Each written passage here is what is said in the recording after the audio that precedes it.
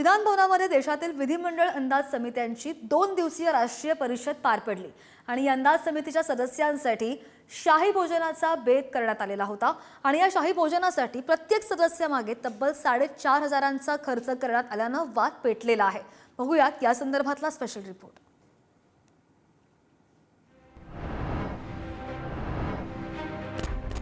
₹5,000ची थाळी काय झालं असं ती देण्याची गरज पडली। हे लुटारूंचं सरकार आहे। तर हे सरकार हे भांडवलदारांचं सरकार आहे। ही प्रवृत्ती आहे, ही रावणाची प्रवृत्ती आहे, हे अफजल खानाची प्रवृत्ती आहे। चांदीचं ताट, चांदीच्या वाट्या आणि चांदीचाच चमचा ही बडदास्त होती संसदेसह विधिमंडळाच्या अंदाज समितीच्या सदस्यांसाठी।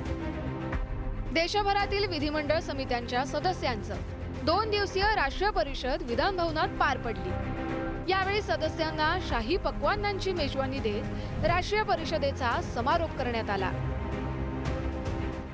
अंदाज समितींचे अध्यक्ष, सदस्य आणि अधिकारी असे 600 अतिथी उपस्थित।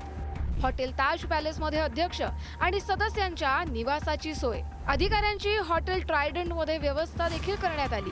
विधिमंडळ प्रांगणात मलमली कापडावर भोजन बैठक व्यवस्था, सभागृहातून भोजन स्थळी जाण्यासाठी लाल गालिचे अंथरण्यात आले। समितीच्या सदस्यांसाठी चांदीचं ताट आणि वाटीतून पंचपक्वान्नांची मेजवानी। प्रति माणसाच्या जेवणाचा एकूण खर्च ₹4,500। थाळीतील जेवणासाठी ₹4,000 तर चांदीच्या ताटासाठी ₹550 इतकं भाडं।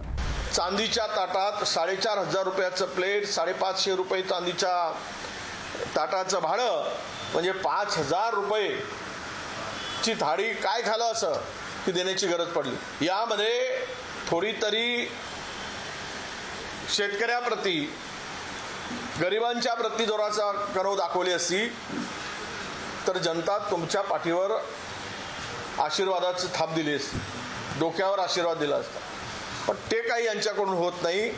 हे लुटारूंचं सरकार आहे। मला तिथे जेवायला बोलवलं नव्हतं आणि त्यामुळे मला याची माहितीही नाही, मी त्याचा लाभार्थी नाही।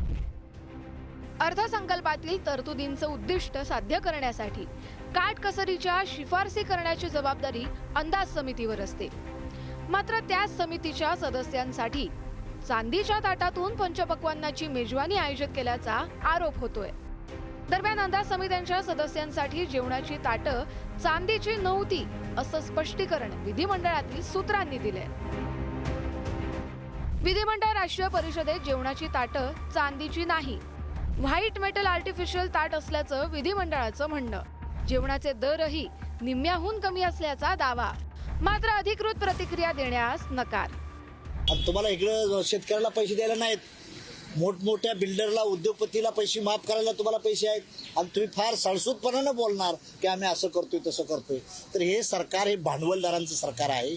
नाव घ्यायचं गरिबांचं आणि काम करायचं श्रीमंताचं, त्या सरकारचं नाव आत्ताचं सरकार आहे। कर्जमाफी म्हणताना तुम्ही तिजोरी दाखवता, पण 4,000चं ताट आमदाराच्या समोर मांडताना तुम्हाला हा सगळा बजेटचा आकडा दिसत नाही का?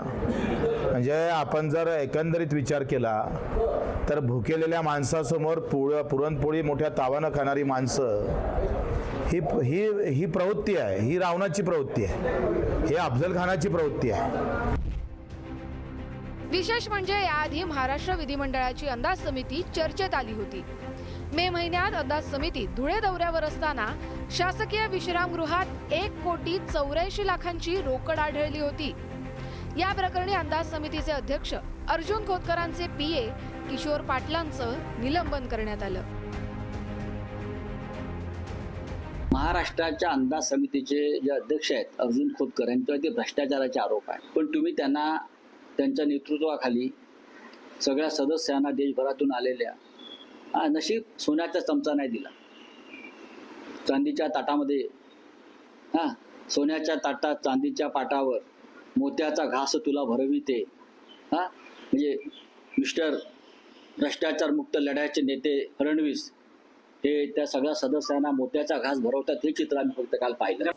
₹5,000 प्रति व्यक्ती जेवण आणि ₹550 भाडं असे अंदाजपत्रक समितीचा जो पाहुणचार त्यांनी जो जोडलाय, हा धुळ्याच्या कमरा नंबर 102 मधल्या पैशाचा होता का सरकारच्या तिजोरीचा होता हे कुठेतरी सरकारने स्पष्ट करावं. अंदाजपत्रक समिती ही मलिदा कशी लाटते आणि नुसती लाटतच नाही तर चांदीचा ताट आणि सोन्याची वाटी त्यांना कशी लागते हे एकंदरीत कालच्या त्यांच्या मेजवानीवरून सिद्ध झालेलं आहे.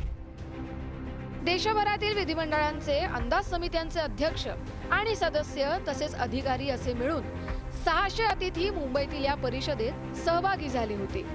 त्यांच्यावर राज्य विधिमंडळाच्या निधीची उधळपट्टी केल्याचा आरोप होतोय.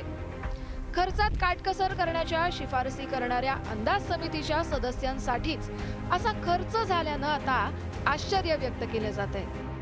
ब्युरो रिपोर्ट, पुढारी न्यूज.